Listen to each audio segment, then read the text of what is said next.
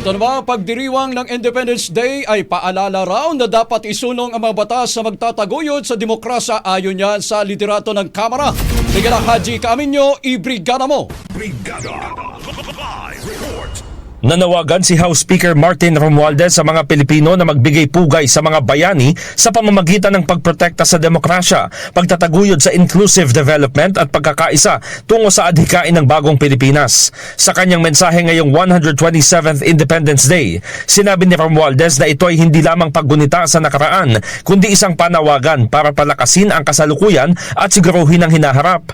Ipinapaalaan niya ng selebrasyon na ang kalayaan ay dapat na ipagtanggol, alagaan at gamitin upang iangat ang buhay ng bawat Pilipino. Binigyang diin ito na ang katapangan ng mga bayani ay naglatag ng pundasyon para sa soberanya at pagiging demokratikong bansa. Pinagtibay din ng Kamara ang tungkulin na panatilihin ang mga mithiin ng mga ninuno sa pamamagitan ng mga batas na nagtataguyod sa demokrasya, pinoprotektahan ng karapatan at isinusulong ang tunay at inklusibong kaunlaran.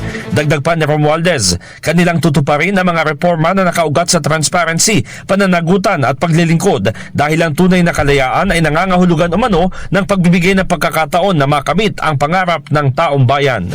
In the heart of changing lives, ako si Brigada Haji Kaaminyo ng 105.1 Brigada News FM Manila, The Music and News Authority. Brigada Balita Nation. Ang bahaging ito ay hatid sa atin ng Standout ES4 Capsule. Simulang tuparin ang pangarap ng iyong anak. And starting now,